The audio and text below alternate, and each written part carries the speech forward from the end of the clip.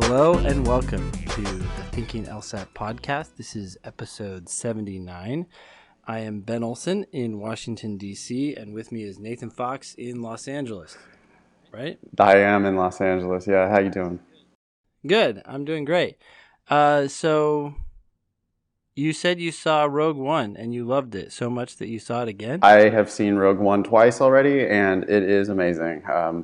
Episode 7, I think you and I agreed, was a little mediocre. I mean, it was fine. It was a new Star Wars movie, but it was a little sort of obvious and just, not that surprising or anything. Yeah. Well, it kind of rehashed Oh, yeah. the same storyline. Right, which we've talked about.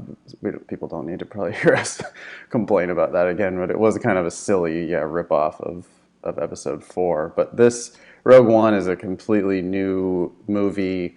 It is set in the time right before Episode 4. It's about, I don't want to spoil it for anybody, but it's long been known that this movie is about how the rebels stole the plans for the Death Star. And it's really, really good. It's a little shade darker than a lot of the Star Wars movies. But in that way, it's like Empire Strikes Back, which was, the best of all of the original Star Wars movies. So this one's way up there in my favorite Star Wars movies, and it's really great to have like a whole new set of characters and just a pretty solid action-packed movie. People were cheering in the theater that I was in, so they were cheering. Yeah. What, at the end or like at random points through the movie? Definitely in the beginning when the title screen of A Force Awakens, and definitely cheering at the end. The last 45 minutes or so are super action-packed and kind of amazingly tie into the very beginning of the Star Wars movies. Okay, yeah. So, yeah, I don't know. I don't want to say too much. Do you have plans to take the boys? You going to do it? Yeah, I was hoping to do it right after you told me, actually, on Sunday, but just things got busy and we ended up getting a dog. So that's kind of, that's a new endeavor, but we'll fit in there soon enough. I'm excited now. Sometimes you get excited about movies, you see the trailer and it looks really awesome, and then it comes out and people are like, meh, Yeah. The trailer is more interesting than the actual movie. But I'm glad to hear that this one was a success. So yeah, really can't recommend it. I can't recommend it any more highly. If you're a Star Wars fan, I think you're gonna love it. I think the boys will love it too. Yeah, cool. What kind of dog did you get? Shoot, I wish a mountain Swissy dog. I'm not sure. So you're super into it, is what you're saying? Yeah, I'm not a big pet fan, but we actually do have a lot of pets because the kids like pets and my wife likes pets. So we have rabbits, fish, and chickens. But, they know that I'm not really responsible for them, so I just kind of see them and then move on.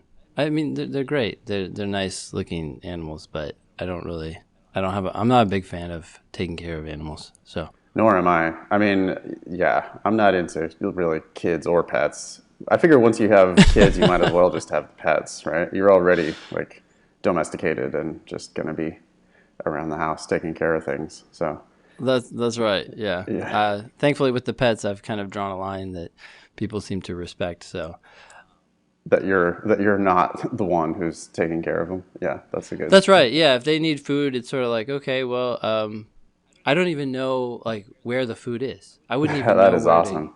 So the dog would potentially die if it was left up to you. Yeah, that was one concern I had about getting a dog. Is that, I mean, as a dog more than chickens and definitely more than fish. If something happens, I think there's going to be a lot more anguish. So I think I would feel compelled to act in certain situations where people are gone and haven't taken care of their responsibilities. So I'm a little hesitant about that, but yeah, when push comes to shove, I'm not going to let the dog die. Jeez. So I'll do something. I'll provide water. whatever is absolutely necessary. So Yeah, you're a good guy, Ben. That's great. thanks. What do we have on the show today? Yeah. Yeah, we have a lot of good stuff. We have the email from Alec that we started last time. He had some good questions on games and LR that we can dive into. Okay. We have a question about writing a white lie in an addendum. That will be interesting. And then, of course, we'll jump into some logical reasoning questions from the June 2007 LSAT. And just a quick reminder, we do have a subscribe page that you can now sign up and get updates every time we create one of these lovely episodes for you. It's at thinkinglsat.com/blog/subscribe. Andy, who writes our show notes, will give you a awesome synopsis of what we're going to talk about. Like many trailers, that might be better than the actual thing, but No question. In this case, no question. Those show notes are better than the show itself. yeah, sometimes we record the show and then I read what she wrote about it. I go, wow, that sounds like a really interesting episode. But anyways, yeah, you can get those emails and just, be the first of your friends to listen to this here podcast. So in any case, let's jump into Alec's questions on the games. A quick recap. Last time he was telling us that he tends to get 0 to 3 wrong in games, 0 to 3 wrong in logical reasoning, and 3 to 8 wrong in reading comprehension.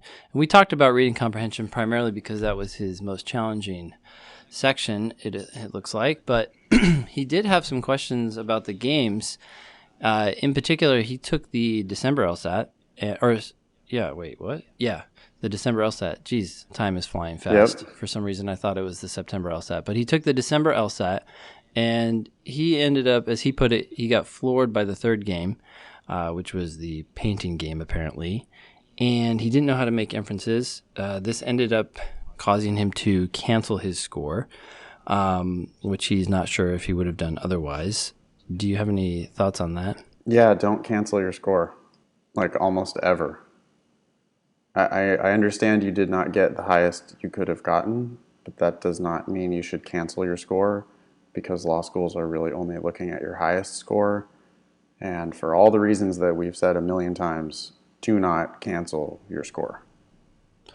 I think most cancellations probably stem from some game that went bad. I think that people give a lot of weight to a game that didn't go well, but it's kind of interesting because the games only have 5, 6, sometimes 7 questions. So they're really not a very big part of the test. No, it's already, right. It's only a quarter of the test to begin with, and then there's 4 games. So you're talking about any one game is 1/16 of your score. Mm-hmm. So, yeah. Well, there's obviously some bad mental mojo going on here anyway, right? Because what's he say next? He says even kind of weirder things. So it did not help me that I committed a cardinal sin by assuming that this was the experimental section after breezing through the prior logical game section. It's good that he knows that's a cardinal sin, if there are any, when it comes to the LSAT. And regardless, I was soundly beaten by this game, and the buildings game, which came after it, wasn't exactly a walk in the park either. Yeah, I have to. You got to stop thinking about which section is the experimental section and which section is not, and you got to stop thinking that you can tell which section is experimental and which is not. It's weird here, right? Because it's like people just assume that if it's hard, it's the experimental section, or they assume that if it's different, it's the experimental section. But future games all appear as experimental games before they appear on the real test. Yep. So the experimental section is going to look exactly like an actual section. So you can't tell. Furthermore, you have 35 minutes to sit here and work on this section, and using some of that 35 minutes to think about whether this is the experimental section or not, there's no value. It does not provide you any value. There's zero utility in this line of thinking. So instead, I think you just got to let go of the whole experimental thing and just decide that the test has 5 sections and just pretend as if all 5 of them are scored. Yeah, I wonder if it's the title. We keep calling it the experimental section, huh? Yeah. Maybe we should start calling it the variable section. Well, I was thinking about that. That's what LSAC calls it officially, the variable section. But even that sounds a little bit like something about it will be different. Right. Right. Maybe The extra it's section. just an extra Yeah. section of whatever you like. Yeah. Well, you don't get to choose, but it's an extra section, and you just got to do it like every other section. It's just a section. That's all it is. Yeah, it's just another 35-minute section. And, if you are prepared for the LSAT, you have already done dozens or hundreds of these 35-minute sections. And Hmm. so on the day, there's going to be five of them. And it's, for sure one games, two logical reasoning, and one reading comprehension. And then there's going to be one more section of any of those three types. And 4 out of 5 of those sections are going to count, and you don't know which one doesn't count. So do your best on all of them, and don't let that be any part of your analysis. Yeah. He continues, I'm getting the LG Bible, the Logic Games Bible, to broaden my understanding of the game section as well as experimenting with the Cambridge LSAT games that throw some twists Do you in. know what he's talking But about there? yeah, so on CambridgeLSAT.com, there are some free games that people have posted. They were written by some folks at Manhattan LSAT, I think, or some other random people. But basically, they're made up games that are pretty challenging, actually, at least the two or three that I've seen. Would you ever recommend anybody do this? I would only recommend this if you have exhausted everything else that's out there. And by exhausted, you mean, So there are at least 80 official LSATs that have been released. There's actually a few more because of tests A, B, and C, and then what some people are calling C2, I think. And there's actually a D out there. and to LSAC India, right? Or LSAT India. And LSAC India. Yeah, that's right. So there's a lot of games out there. And if you're looking for unusual games, you can find official games from older tests, especially the tests from 29 to 38, which are I can't remember the name of that book, but it's a book of 10, and those tests are pretty hard, and it's got some unusual games in there. And if you go even older, you can find some weird games. So if you're looking for something to sort of give you a run for your money because you haven't seen it before, I think you can just go to older games. That said, some people have done that, and I would say, fine, check those out. They are pretty challenging. Yeah, So I can't imagine recommending this to more than like 1 out of 100 students, I think. I mean, sure. You because have to be doing really well in the games anyway, because they are going to make you a little depressed, I think, and you're going to think that this is somehow reflective of reality, which it's not. yeah, and I think you should have done all of the 80 plus official games or 80 plus tests worth of, so 320 official Mm-hmm. games, right? You should have Mm-hmm. done all of those official games probably multiple times Yeah. because if you just do them once, it's unless you have some crazy photographic memory or something, you do them once, you're not going to just remember and you're not going to be able to just breeze through them when you come back through the second time of redoing, 300 games. Yeah. And if you haven't done all of the official games more than once, I can't imagine I would ever recommend people going and doing these fake games. It Mm-hmm. just seems like an inefficient waste of time. Yeah. In general, I would agree with Okay. that. I think there's a couple people who might Yeah, benefit, right. but It's a very rare student who already has done all of that work. yeah. Okay, cool. And so he says he's going to get the Logic Games Bible to broaden his understanding of the game section. I don't think that will hurt necessarily. The only issue I take with the Logic Games Bible is I feel like it tends to break the games down more than I'm even concerned enough to Yeah, figure out. So I haven't yeah. broken it down that much. But you would know it better than I did because I think you taught from this book, Yeah, I right? mean, when I was a power score teacher at the very beginning of my career, we had the games Bible. And yeah, it's fundamentally sound. I think it's maybe showing its age a little bit because of the way they make those kind of heavy-handed not inferences on all the sequencing Mm. games. They really Yep. focus on that, and that seems Mm-hmm. a little clunky. It's also just like almost all of the books that are out there have heavy on semantics.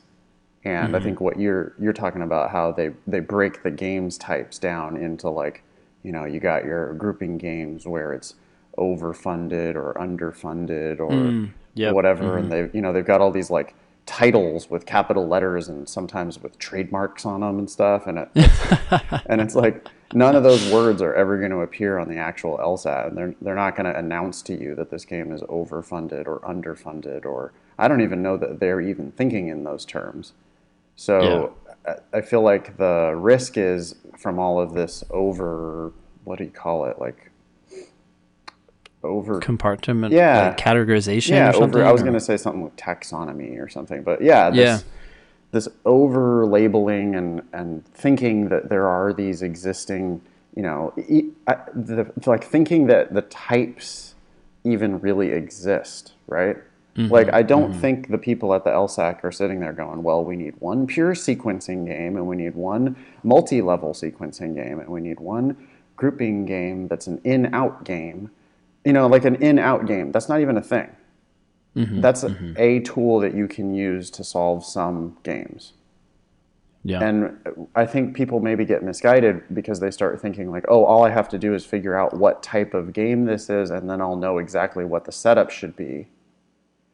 Mm-hmm. And instead, they need to be thinking about having a portfolio or a toolbox, right? And they need to have these little tools that they can use to tinker with and figure out a solution for any game. Yeah. Because we see sections where it'll be like all the games are sequencing sometimes, Mm-hmm. or 3 out of 4, or we'll see other sections where 3 out of 4 of them are grouping games, Yeah. or we'll see sections where all of the games are kind of hybrid or kind of different or kind of unique. So that's where I get worried with people like really studying the formalities and the theory of games Yeah. instead of just Yeah. practicing a shit ton of the real games. Yeah. Okay. No, I couldn't agree more. Now, I know it's a little self-serving, but we both have books that deal with games, right? What's your book called again? Yeah, my book is called the Fox LSAT Logic Games Playbook. Mm-hmm. It's available on Amazon. Yep. And yours? Mine is the Logic Games Demon, and it's not on Amazon, but you can email me, and I'll send you the book as well as the videos that go along with it. Awesome. The Logic Games Demon. Yeah. So I took the name from shoot. Actually, I don't even remember the guy now. Hold on, I have it here in my title. I was listening to some physics book when I wrote this thing. Oh yeah, Laplace. Have you ever heard of Laplace's demon? No. Okay, so Laplace was this guy who basically said that if you could know every atom, like the precise location and movement of every atom in the universe, you could use the laws of physics to basically figure out where they came from and where they will eventually go. Because he thought, we knew if we know all the laws and we know every little detail about the universe, you can just predict, oh, this will bump into that atom, which will then make that atom go there, and blah blah blah blah. Anyways, this has since been sort of rejected, but in any case, people called this thing that would know the location of all these atoms as his demon. So, or I think he might have called it a demon or something. I don't know. But anyways, the idea was something that could be all-knowing and know the place of everything. And I was like, that's kind of cool. And then I was thinking about the logic games Bibles and the logical reasoning Bibles. And I was like, we just need something that counteracts the Bibles. So we need a demon. I like you more and more every day, Ben. That's you're speaking my language. So yeah, it's the logic games demon. Excellent. And they just email you, Ben at Strategy Prep, if they want to get more on that. Yep. Cool. Yeah. So, do we have anything else for him when it comes to games? No, I think that's plenty about the game. I would just encourage him to do real LSAT games and watch video. I think is a really good way to learn logic games, right? I mean, so my Hmm. online class, your online class, those are very solid resources for seeing solutions to real, actual games. Hmm. The one tip that I might keep in mind when you watch those videos, either your videos, Ben, or my videos, or anybody else's videos, just remember that you're not looking at the only solution for the game. Yeah. That there Hmm. are multiple ways to do this, and I try to remember to say it all the time in class, but it's like what I'm doing here is I'm not giving you a scripted, like, perfect solution for the game. Instead, I'm giving you, hey, here's how I see this game right now in this moment. Like, these are the connections that I would be able to make today, right now. Hmm. And sometimes the kids will be like, well, but what I did this way and it totally worked, and they think that that somehow debunks my solution. And Hmm. I'm Hmm. always happy to look at their solution, and frequently I look at it and I go, oh yeah, so totally, oh yeah, I didn't even see that possible solution. Yeah, maybe this is better than what I did. Hmm. So Hmm. you got to be open to kind of improvisation on the games. Well, I think that's a really good point because I think sometimes people jump into the games or a game, maybe like this third game that Alec was doing, and if you don't feel like you're setting it up, quote, correctly, then you can kind of lose faith Right, and stop going forward. Where if you realize, hey, look, there's several different ways to solve this, you just have to solve it. right, Maybe that's enough to get you to keep going, right. and that's what really makes you solve it. Yeah, that's why the over taxonomy or the over semanticizing of the whole thing, it does people a pretty big disservice, I think, because then they do exactly what you're talking about. And this has happened on what every recent test, right? Every recent Hmm. test, it seems like, has at least one curveball, Yeah. and people see that curveball and they just freeze up and don't do anything, and then now they're just Hmm. done. Hmm. And that to me indicates that you haven't seen enough. You haven't done enough timed 35-minute sections, because if you had done all of the, let's say, what, everything from prep test 60 onward or something like that, Hmm. that's Hmm. 20 tests, so 20 different 35-minute sections, and you would have been, you better start getting tuned into that curveball at some point, because it's on Yeah. every test. I mean, there's just these games, we don't know exactly what's coming. I mean, we know what's Hmm. coming on a lot of them. Hmm. But the real skill is learning to just see this strange situation. On September, it was the virus game. Hmm. But that game, if you just take a deep breath, wasn't hard. And so, Alec here is saying, I was floored by this paintings game. Hmm. But I'm expecting, and I think you're probably expecting as well, that as soon as this test comes out, you're going to look at that game and you're going to go, oh, interesting. Yeah, I see. Okay. But it's going to turn out to be pretty easy, Yeah. and you got to get over that hump where you got to go into it knowing that there is going to be some kind of twist, Hmm. and you just kind of Hmm. have to hang in there and figure it out, right? All the information that's necessary to solve it is right there on the page. Yeah. You just have to understand each condition and then think about the ways that those conditions interact. And then you'll start to make some connections, and those connections are inferences. Hmm. That's Yeah. that's it. That's the games. People think, like, because that inferences thing, right? He even says it here in his email. I had no Hmm. idea how to make the inferences. Hmm. Okay, well, I'll tell you how to make the inferences. You look at the rules in context of one another. That's right. It's just a combination of rules, That's an usually Yeah. just two of them. Yeah, that's an inference. An inference is something that you know for sure based on combining two or more of the rules together. That's an inference. And then that inference itself becomes another new rule, right? That's a new that because that condition has emerged for you. It's like, oh, I see, when I combine these two rules together, then that means that, whatever, X can't go third. Well, Mm-hmm. now X can't go third, you can just consider that to be a rule of the game. Now Mm-hmm. think about X can't go third in the context of the other rules of the game. And then they start to just sort of pile up, right? Little tiny baby steps or breadcrumbs Yeah. or whatever. Mm-hmm. That's all inferences is. It's not like a magical, mystical, or applying some secret formula. Yep. Cool. I don't have anything to add. Okay, good. Yeah, I'm looking forward to seeing that paintings game though. I like the little silly curveballs that they try to throw us. Yeah, yeah, it'd be good to see. Interesting to see what they've brought, thought of. Yeah, Whoever writes these games must be having fun. They're like, oh, let me think of something that's never been done before, and do it. yeah. I got to give them some props actually. I mean, I thought the virus game was an interesting sort of tiny little plot twist. Yeah, It's like, oh, yeah, you for guys have sure. been practicing putting things in order. Okay, what if you have to put things in order except for two things can go simultaneously whenever they want? Yeah. And think about that for a minute. So yeah. Anyway, the dreaded paintings game.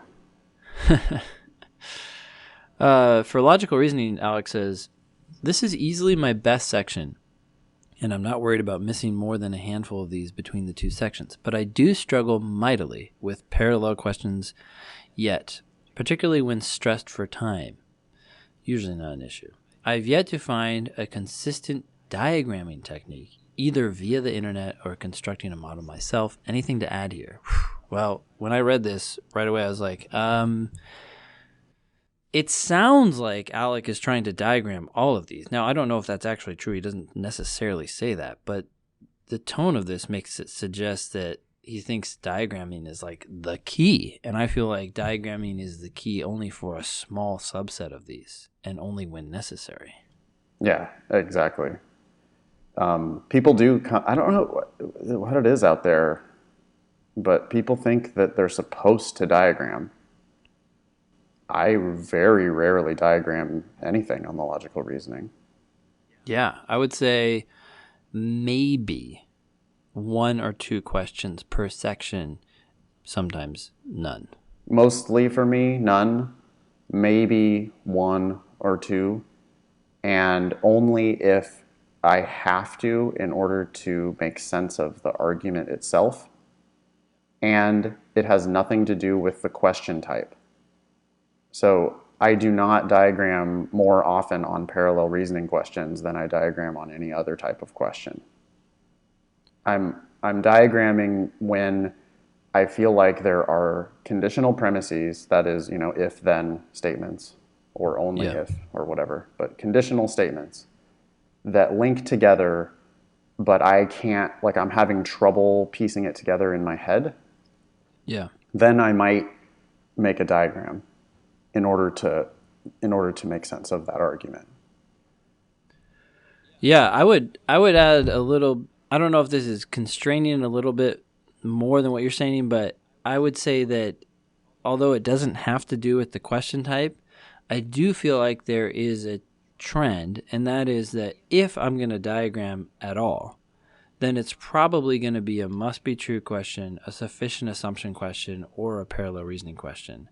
But that doesn't mean that if it's that question type, you're going to diagram. It's the other way around. It's like if you're going to Right. diagram, then it's probably one of those three. For all the other types, there might be a situation where you draw, but very, very unlikely in those cases. Would you say that's your experience as well? At least Yeah. in terms of if you do actually end up drawing, it's probably going to be one of those three. Yeah. Well, especially, must be true. They turn out to be, and this is so again, this is going to kind of puzzle people, I think, a little bit. But I know what you're saying, Ben.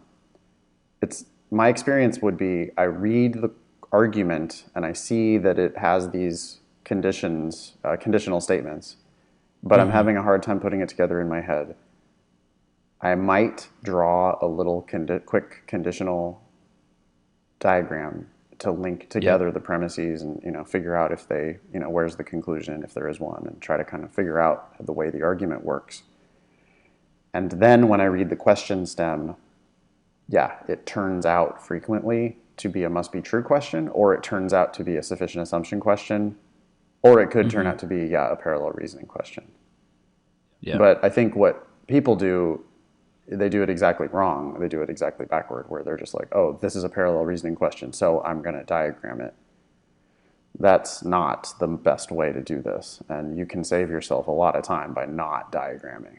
Some of my best students, in fact, I have a tutoring student today. She's really doing very well, like mid 170s well. But when I first started working with her, I would look at her section and she had diagrams on so many questions. And I'm just, looking at that going, why did you do this? And Mm-hmm. she's doing it because she thinks she's supposed to. Yeah. But diagramming, you need to think of it as, this is a tool that I will use if necessary. Yeah. But I'm not getting that tool. That tool is a dangerous tool to use, right? Yeah. Every time you start diagramming, it's so easy to mess it up. It's you're putting this abstraction into it, right? You're abbreviating things and you're using logical symbols, and it can be really easy to just forget to negate something or forget what something stands for or diagram a premise backward or a million other mistakes you can make when Mm-hmm. you start diagramming. So, if you're starting with that, I think you're actually causing yourself problems. And instead, it should be like, oh, this one I really can't put it together without the diagram, so I'll use the diagram. Yeah. And I think what happens in practice is that you try as hard as you can to understand the passage. And maybe when you're starting out, there are more questions that you don't feel like you can understand intuitively, even though you're trying. But that trying part is what's really important here, is that you try. And maybe when the section is over and your time is up, maybe you go back and you try to understand it intuitively again, but then you also draw it so you can see how the argument is laid out so that your intuitive understanding of it increases. So you may need to do more of that drawing usually after the section is over, but more of that drawing up front. But the more you practice that, the less you have to do it. It's like you start seeing these relationships in your Yeah. head, and so then you don't need to draw, which is why we almost draw never or Yeah. just one or two questions. I would encourage beginning and intermediate students to never probably diagram during the actual time section. What do you think Yeah. about that? I mean, Yeah. because I say it a lot, like if you never diagrammed, I think you're at most costing yourself like one question. Yeah.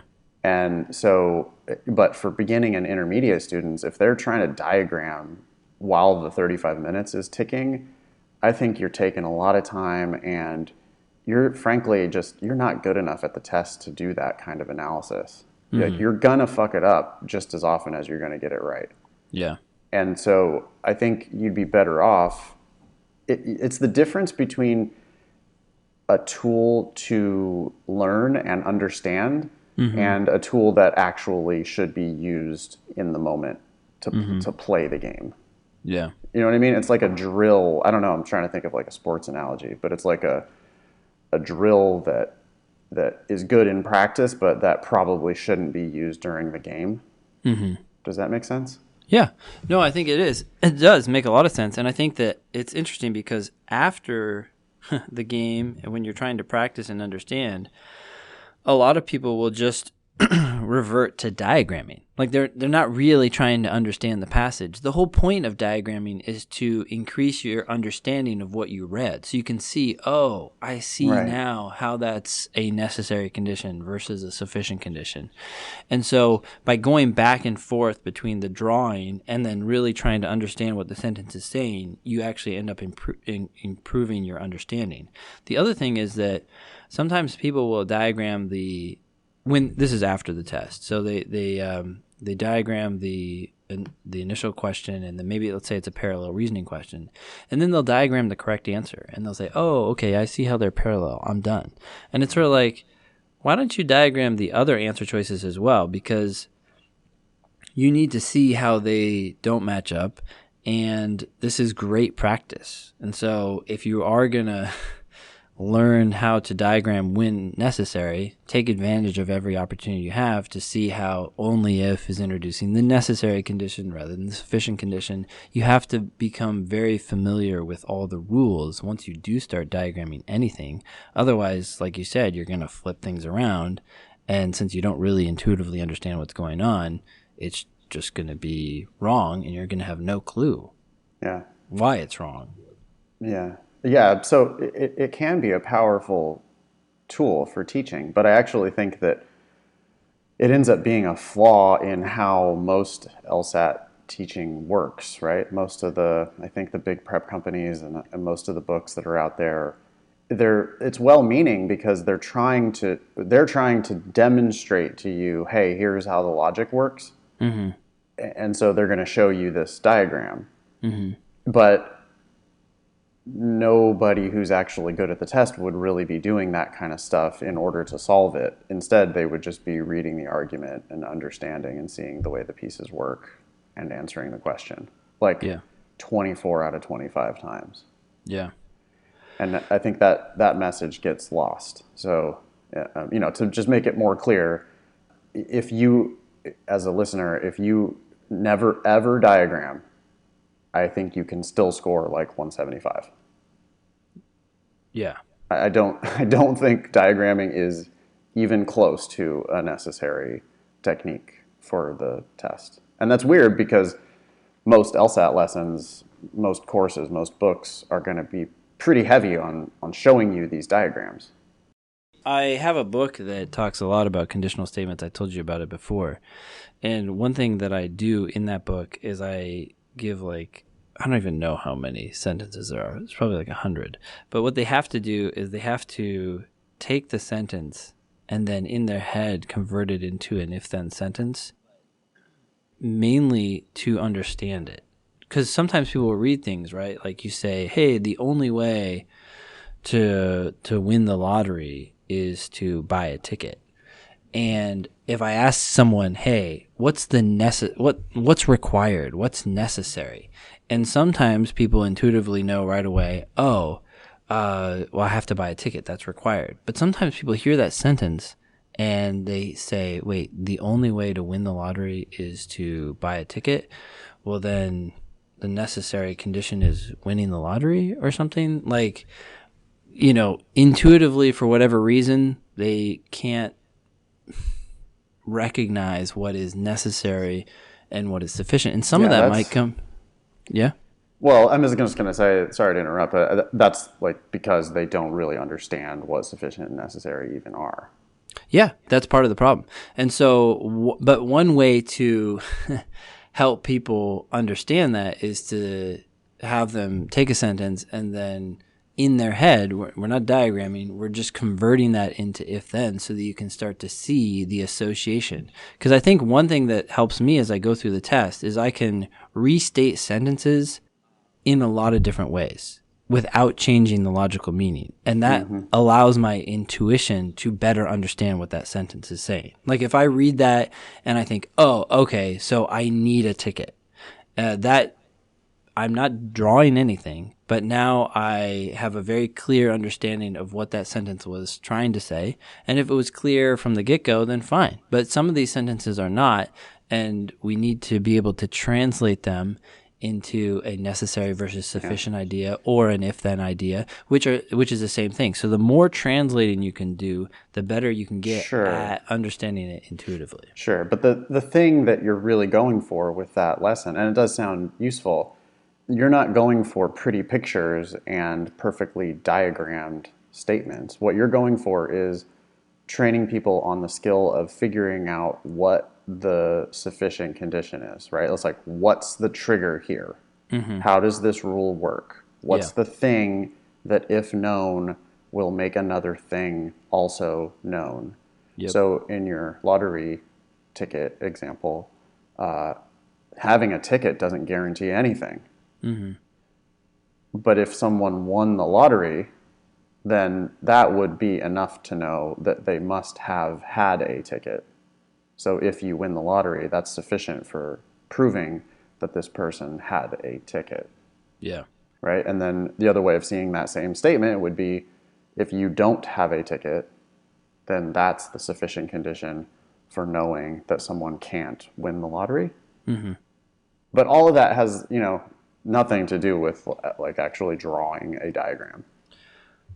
Yeah, to some extent. Although I feel like the icing on the cake there is once you do understand it, then you should be able to easily draw it. And the drawing is an easy way to assess whether people get the Yeah. flow of the logic, right? So in the book, I say, okay, now you know it. What is it?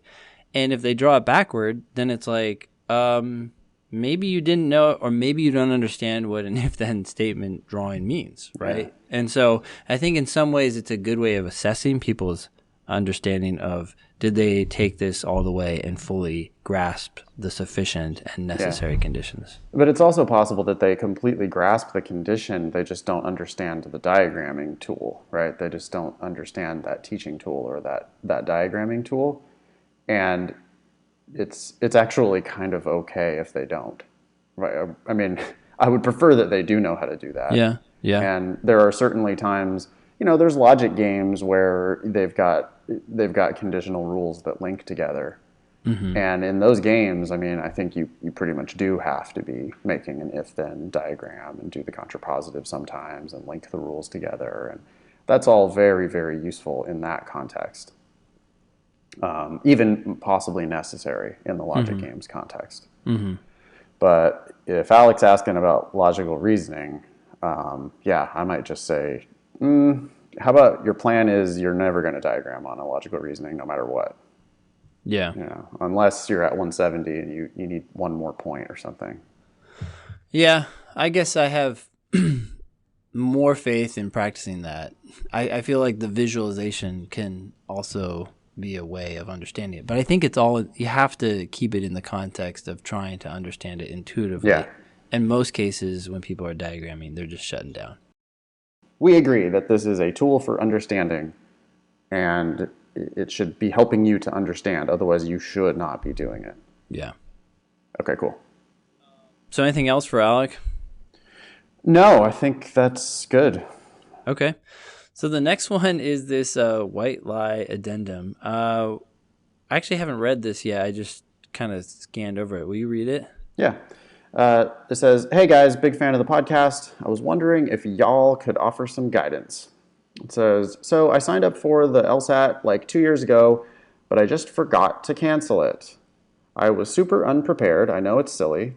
So I unknowingly took an absence.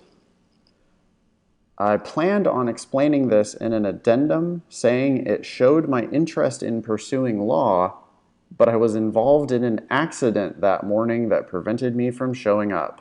Then I waited until, the story is going to be, then I waited until after graduation to take the test. What are your thoughts on white lies for these types of scenarios?" Now that you just read that, my reaction to this is that the downsides are potentially enormous and the upsides are very minimal. Practically nothing. Yeah, I think it's like lying in general.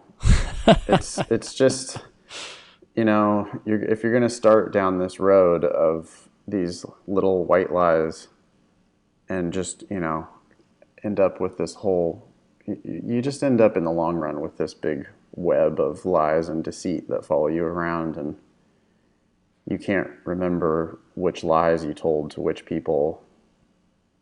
And I get it, like, hey, it was this stupid thing. It might look bad on my record. So what's the harm if I just say I got in an accident? But I feel like it's totally unnecessary. I don't like that plan. Yeah, I think one absence is not a big deal. It's going to be pretty quickly looked over and forgotten.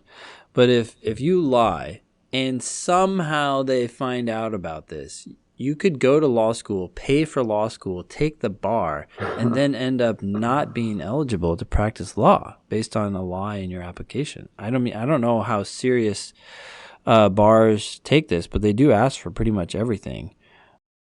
I don't think they'd be likely to find out, but, if it ever came up, it would just be a huge potential liability, whereas the benefit seems pretty negligible. None at all. I don't think there's any benefit. I don't think they're going to care about one absence from long ago. It's just an A. It's just one letter A. Get a good score, Yeah. and then they're going to be like, great, this person's got a great score. They apparently didn't show up for the test. Who knows? Maybe you got sick and you just didn't decide to write an addendum. They're not going to care. Yeah, I mean, if they ask you to explain it, I would explain it. Yep. And some of the applications might have a box that says, hey, if you have any absences or withdrawals sorry, not withdrawals because withdrawals don't show up, but if you have any absences or cancellations on your record, we want to know what happened. Or if you have lower scores on your record, we want to know what happened. And I don't know why you can't just tell them the truth, especially if you do it in a professional, lawyerly kind of a way. Why not use it as an opportunity to show a bit of humility? You know, I'm talking about 2 sentences. You know, the reason I took this absence on such and such date was entirely my fault. I thought I didn't realize that I was registered. You know, it was irresponsible of me. And this is not the type of thing that you can expect from me as a student. I don't even know if I'd go that far. I think I would just say I signed up and forgot to cancel. I don't know if he thought or she thought that she had canceled, because if she had, that would be even better. I don't know. This isn't Alec, right? This is just some. No, this is somebody else, and I redacted the name because we certainly don't want to be blasting this name out there. Yeah. After they suggested that they were going to lie to the law school. If this person thought that they had canceled, then I think that would be totally legit. Just say, hey, I thought I had canceled, but I hadn't, so it showed up as an absence. Oops. Yeah. I realized I was unprepared. I decided not to take the test. I thought I had canceled, but I didn't. Oops. Yeah. I mean, I just don't write oops, by the way. Don't write take oops. us literally. Yeah. And just generally don't editorialize very much at all, you know. Let the facts speak for themselves, and this is not a disaster. This is nothing. No. Yeah, but I would avoid the lie because, yeah, you know, you're in an interview or something and they mention to you, oh, you're in an accident? I see. I hope you're okay. What happened? Yeah. And you're like, oh, just a shark attack. Shark attacked me on the way to the test. I don't know. Oh man, yeah. Okay. So thank you, Redacted. Redacted also said in the email, also, how good was Rogue One? I thought it was way better than The Force Awakens. And yeah, I completely agree with that. Yeah. Rogue One. Awesome. Yeah. Okay. All right. So the June 2007 LSAT, if you don't have that, you can just search for that on the internet. It's on lsac.org. Just Google it, though. And we are in section 3, question 14. Feel free to follow along. Commentator. Oof, this looks like a long passage. Do you want to read it? Sure, yeah. By the way, these long passages are, it's almost guaranteed that I'm not going to diagram this one. Oh, yeah. Mm-hmm. It's usually the short, very formulaic passages, right? Yeah, the ones that are, you know, every brick house has a front yard, every house with a front yard has a chimney, or I don't know, whatever. Like that type of thing, and where it's usually pretty direct, obvious. It's obvious that they're using conditional reasoning, and it's obvious that those conditions probably link to each other in some way. Mm-hmm. But the argument itself would be like 1/3 of the length of this commentator's argument. Yep. I don't think I'm ever diagramming something that's this long. Yeah. Okay, so here we go. Commentator says, in academic scholarship, sources are always cited, and methodology and theoretical assumptions are set out so as to allow critical study, replication, and expansion of scholarship. I'd probably pause there. That's 4 lines, a lot of words, a lot going on there. So I'd probably just take another look before I move on to make sure I understand what's going on. Yep. I think what we have here is, I guess it's two necessary conditions for academic scholarship, or that's one way to look at it. That if you're doing academic scholarship, you're going to do a couple things. One, you're always going to cite your sources. Mm-hmm. Two, your methodology and assumptions are always going to be set out. Yep.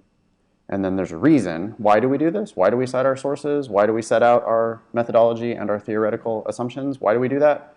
Well, we want to allow critical study, replication, and expansion of scholarship. Which is a classic LSAT abstraction, using replication, expansion, trying to hide what's happening, right? Instead of saying to replicate or expand scholarship.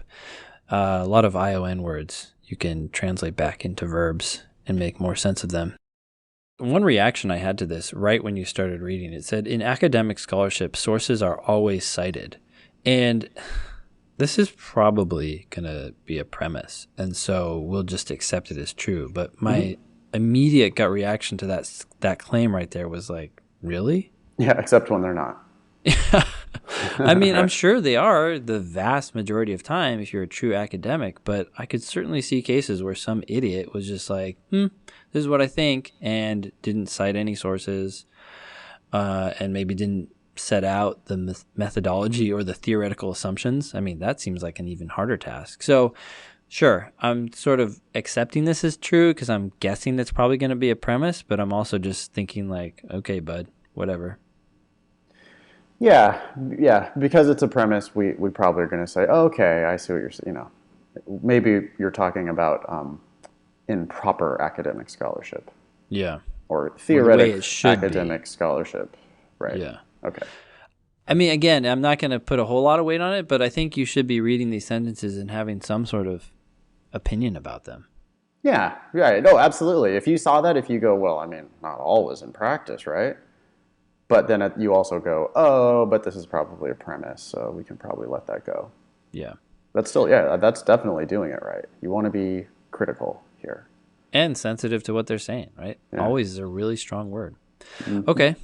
Okay, it goes on. So, and you boil that whole 4 lines down into, hey, if you're going to do academic scholarship, you got to cite your sources and make your methodology and assumptions explicit. Why? Well, so that other people can replicate and understand what you're doing. Yep. No big deal. Okay, got it. And I think a lot of students would just have sort of blasted through that sentence and gone like, oh, a lot of words here, and like but I got to hurry, so I'm going to just keep reading. But that's not what we would do. We would sit with it for a second. You sit with it for a second, you realize it's not even that big of a deal. Okay. In open source software, the code in which the program is written can be viewed and modified by individual users for their purposes without getting permission from the producer or paying a fee. Whoa. Yeah. As soon as it said in open source software, I was like, okay, are we going to make some sort of comparison between the two? Exactly. Yeah, I thought it was going to be an analogy where they were going to say in open source software, you also have to cite your sources and show your methodology and theoretical assumptions. But instead, this just says in open source software, which is a totally different thing from academic scholarship, the code in which the program is written can be viewed and modified by individual users without getting permission or paying a fee. I guess there's maybe a similarity there, that you can view the code. Yeah, I wonder if this is going to talk about how they're similar or how they're different. Yeah.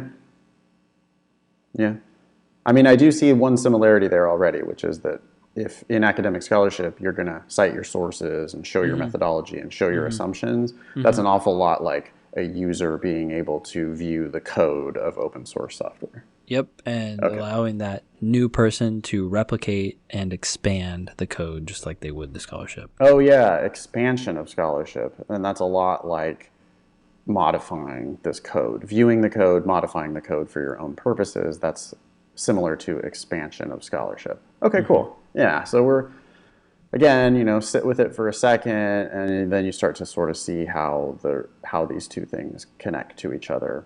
Yep. All right. In contrast, okay, so here's a difference now, Mm-hmm. or something different. Something new and different is coming. In contrast, the code of proprietary software is kept secret, and modifications can be made only by the producer for a fee. Hmm. So I guess that would be sort of different than, that is disanalogous from the academic scholarship, Mm-hmm. because I can't imagine a professor being like, oh, no, no, no, this is a secret study. I'm not going to tell you who my sources are. I'm not going to tell you how I did the study. And I'm not going to tell you any of my assumptions unless you pay me. That's like Scientology is what that is, Yeah. right? Okay. Yeah, Scientology, or I'm thinking right now, like they didn't talk about it, but maybe proprietary scholarship, right? Like, or you could have people researching in labs for companies, and they Right. probably would do that exactly. But anyway, Yeah, of course. Yeah. Okay. This shows. Now, that's a big red flag to me. yep, How come? because what they're about to assert is supposedly proven by the three sentences that they've said so far. Yeah. Shows on the LSAT means proves, and it's almost always bullshit. They almost always have not proven their conclusion. So this is going to be the conclusion, and they're saying, yeah, based on the three sentences above, here's what we know for sure, Mm-hmm. which is that open source software better matches the values embodied in academic scholarship. That part I can't really quibble with. I mean, I can see why this is I can see the similarity between open source software and academic scholarship, right? Yeah, And I can see how it's different with proprietary software. I can see how that's different in some ways. My concern is like, what are all the values embodied Yeah, in academic scholarship? We don't know right, about that, right? But anyway, yeah. right. But that's not the point anyway, because it's going to go on here, right? Mm-hmm. And since scholarship is central to the mission of universities, that's a premise that's nested within the conclusion. Mm-hmm. This is another new premise that we have to accept. Scholarship is central to the mission of universities. It says, since scholarship is central to the mission of universities, universities should use only open source software. Oh my gosh, that came out of nowhere. Yeah, I mean, now, when you say it came out of nowhere, Well, you not entirely. understand, you get their point, Yeah. right? We get it. We get it. You've given us this similarity between open source and academic scholarship.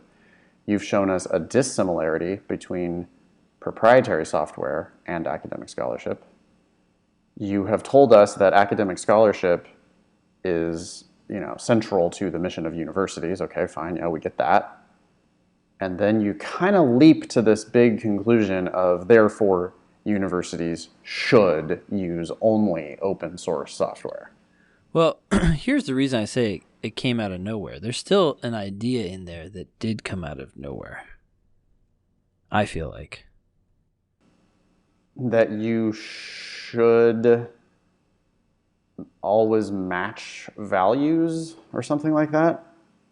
Well, the should take issue with, obviously, but also the use. Like what sort of software you use that somehow needs to match the values. Yeah, that's a good point. So, like, I use an automated registration system for my university, Mm-hmm.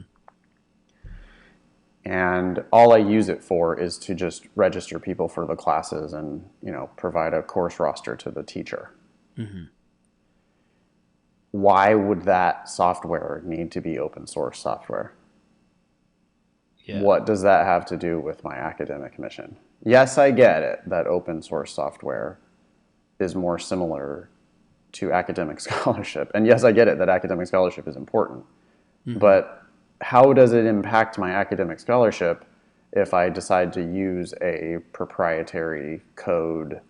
I buy some registration software from Microsoft or whatever, Yeah. and then it's not open source. They're not giving away that code. They're not letting people modify that code. But if it's the best or cheapest or most user friendly, whatever, it's the software that I want to use to run my course registrations. Why the hell how does that impact my academic mission? Yeah. Yeah, yeah, you're right. So what's this argument assuming? It's like assuming that I always have to use things that match things that are important to me. Match the values of things that are important to me? Right. Yeah. Like if the values of academic scholarship include this openness, then I also have to have open everything else. Yeah, and probably should only admit students who are Open source? open source or Yeah. Or like open to this idea of I shouldn't non-proprietary. have locks on my doors of my campus buildings, right? Yeah, like this is it's weird. Yeah. I want to allow critical study, replication, and expansion of scholarship. So I have to have open doors, open classes, free, open everything all the time. Yeah. Yeah. Okay.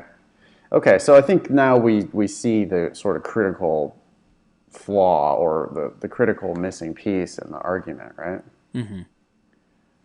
All right. Got it. I think we can probably answer. The question says the commentator's reasoning most closely conforms to which one of the following principles? What type of question is that?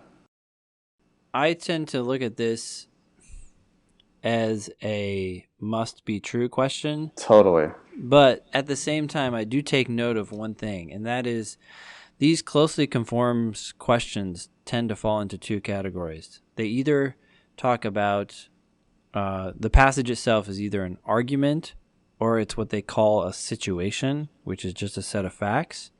And I noticed that when it's an argument, such as we just saw, they'll say something like this in the question. They'll say the commentator's reasoning or the commentator's argument or something along those lines most closely conforms to which one of the following principles. And when there is an argument, it seems like the thing that must be true is usually the assumption that the argument is making. In other words, the argument is conforming to some sort of quote principle, which Yeah. is just the assumption that Yeah. has to be made pretty much. It's almost like a It's a necessary necessary, assumption. yep. Necessary assumption questions are very similar to must be true questions. And so I think if we see this as a must be true slash they're probably probing for the necessary assumption, I think we're going to be in really good shape. Yep. Okay, cool. I guess we could predict it Yeah. since we were already complaining, right? We're bitching about the leap, right? The gap kind of in this argument. Yeah. So if we were going to predict it, since it's a must be true and since it's a necessary assumption, what do you think? Does that mean we're going to phrase our prediction like really strongly or weakly? I think it's going to be pretty weak and pretty close. I mean, that's why they're saying closely conforms to the language of the passage. So my guess is it's going to talk specifically about something along the lines if something if something is important to you, then you should use things that conform with those values or something along those lines. I think it's going to be pretty narrow, though, and focused on the language that they used in the passage. Yeah, something like if openness is important to one of your missions, then you should strive for openness in at least some other things that you do. Yeah. And one thing both of us said, just to make it explicit, is we both used should in our assumption because the premises never talked about what you should or shouldn't do. And then the conclusion did, which you were emphasizing when you read it earlier. But should is I don't do any diagramming, highlighting, underlining, anything like that on the logical reasoning. Yeah. But should, if I was going to just underline ever one word, I think should might be that one. Sure. Because it's such a big, it's a shift, right? It goes from the realm of talking about what is true or talking about what is, here are the premises of my argument, here's the situation, to you should therefore do this. Yep. And it's like, whoa, hold on a second. Okay. Okay. Yeah. So answer A. It says whatever software tools are most advanced. I almost stopped reading it right now. Yeah. Whatever software tools are most advanced and can achieve the goals of academic scholarship are the ones that should alone be used in universities. Never talked about what's most advanced. If anything, it's the opposite of what the commentator was saying, right? Yeah. I mean, the commentator was saying you should use open. You need to be open. You need to match your values and be open. Mm-hmm. That has nothing to do with most advanced and can achieve the goal. I don't know. Yeah, the most advanced part is just conclusively wrong. Yep. 2 words can make an answer choice wrong. So the rest of A, has a lot of words that might be attractive to people. Yeah. Like we're achieving the goals of academic scholarship, and those alone are the ones that we should use. It has should, it has only. Yeah. It has something about the goals of academic scholarship. I could see people just being like, yeah, it's got all this good stuff in it. Okay, yeah, but it also has whatever tools are most advanced, which is absolutely not what the commentator was talking about, and which conclusively makes A wrong. Mm-hmm. It's the one bad apple ruining the whole barrel, right? Yep. Okay. B, universities should use the type of software technology that is least expensive, comma, I don't care what the rest of that answer choice says. Yeah. That's bad. We never talk about price. That's another just rotten apple there at the beginning of B, and that makes it, and there's no way they can recover that. There's no way that can turn into the correct answer. I think people would be tempted by this because open source software is presumably free. Oh, yeah, and they said something about not charging a fee for I see.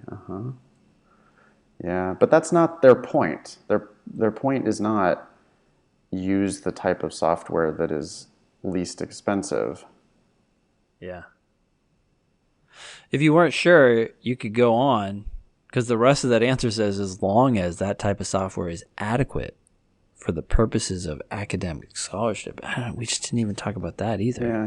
Yeah. Now that I read the whole thing, it's like, okay, if C, D, and E are all horrible, I suppose I could come back to that, but least expensive makes me really nervous there. Yeah. Okay. Because, I mean, what if Microsoft decides to give you its proprietary software for free?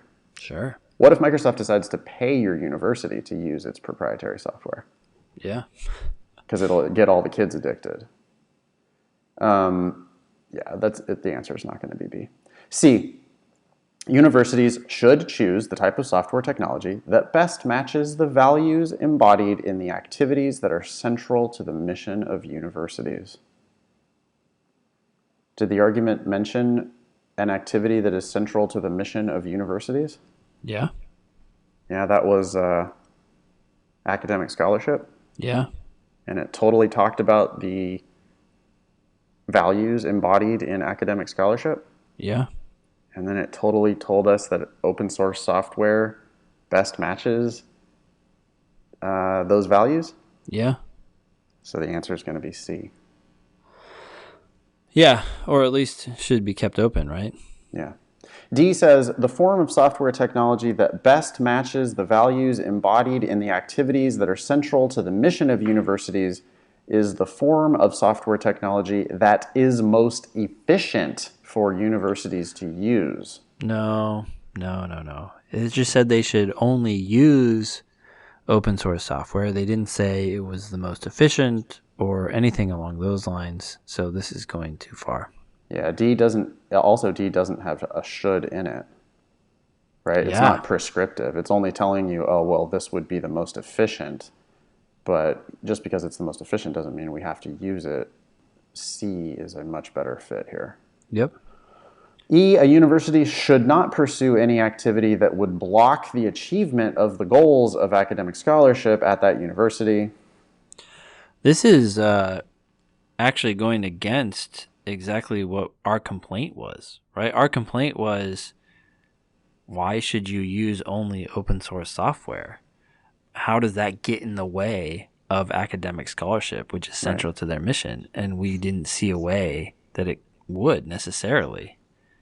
And so even if you accept E as true, it's not necessarily referring to using something other than open source software.